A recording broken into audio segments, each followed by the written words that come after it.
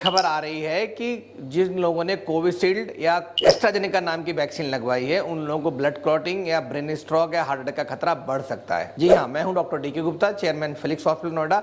आज मैं बात करूंगा कोविशील्ड वैक्सीन की जो 175 करोड़ लोगों ने भारत में ली है। इसके अलावा दुनिया के अन्य देशों में मिलियंस ऑफ डोजेस की लगाई गई हैं।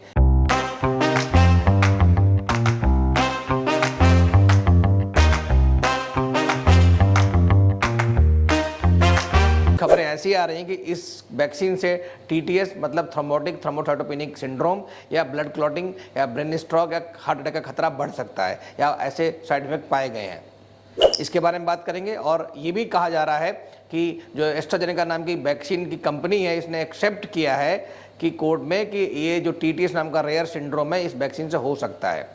मिथी है, सॉरी, इफेक्ट नहीं है। बिकॉज कोविशील्ड कोवैक्सीन है, जो भी अन्य वैक्सीन दुनिया में बनाई गई थी उनमें सारे ट्रायल्स हुए थे, phase 1, phase 2, phase 3, phase 4।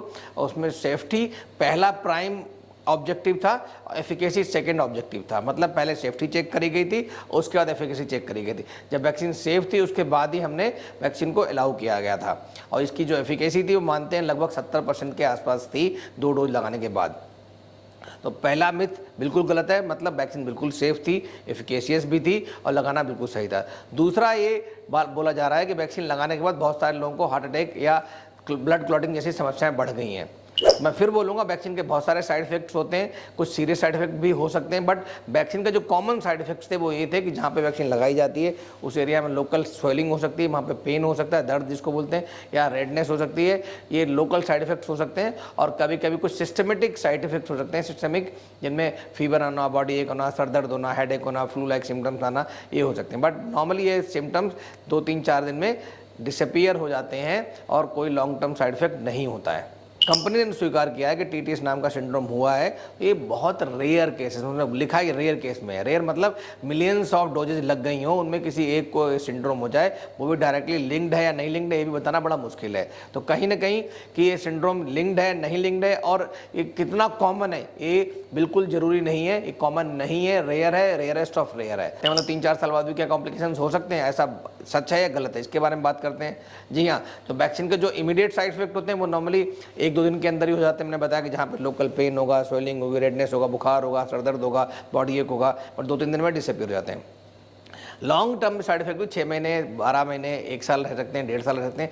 But किसी भी वैक्सीन के 4 साल के आसपास साइड इफेक्ट रहना, परसिस्ट करना, ये बहुत ही कम चांस है, नामुमकिन है रफली। तो मतलब अगर वैक्सीन 4 साल में कोई साइड इफेक्ट नहीं दिए, उसने कोई कॉम्प्लिकेशन नहीं किए, तो अब संभावना ना के बराबर है कि उसके अब कोई और कॉम्प्लिकेशंस होंगे। तो फिर मैं बोल रहा हूँ उसका मतलब वैक्सीन सेफ है और एफिकेशियस भी है। एक और बात कहेंगे कि वैक्सीन के बारे में बोलते हैं कि हार्ट अटैक की समस्या बढ़ गई है, बहुत सारे लोग कहते हैं। ये बिल्कुल भ्रांति है, ये बिल्कुल मिथ है, ये फैक्ट नहीं है। सच्चाई ये है कि वैक्सीन की वजह से नहीं, हमारे लाइफस्टाइल की वजह से हार्ट अटैक बढ़ रहे हैं। हम लोग या प्रिंट मीडिया, इलेक्ट्रॉनिक मीडिया कहीं ना कहीं कैप्चर कर रहे हैं सब चीज़ों को, हम लोग को एजुकेट कर रहा है, अवेयर कर रहा है, सो दैट हम लोग अपना लाइफस्टाइल चेंज करें। एक बार और बताऊंगा मैं, कोविड की वैक्सीन तो हार्ट अटैक के लिए नहीं रिस्पॉन्सिबल है, बट कोविड हो सकता है। हम सब मानते हैं कि हर व्यक्ति को रफली कहीं ना कहीं 1 या 2 बार कोविड हुआ है, या इधर एसिम्प्टोमेटिक हुआ या सिम्प्टोमेटिक हुआ है।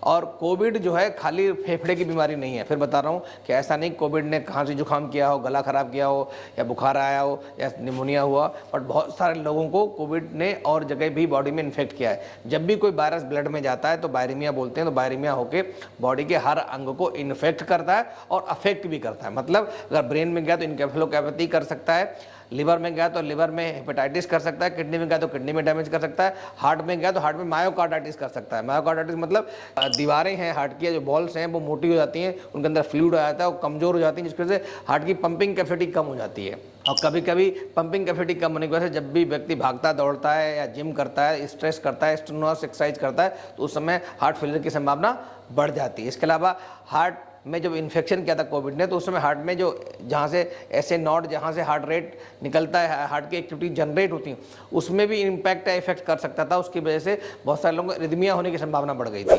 तो रिदमिया मतलब जिसमें हार्ट रेट बहुत ज़्यादा बढ़ जाता है, 200-300, तो ऐसे लोगों को भी हार्ट अटैक की संभावना बढ़ जाती है।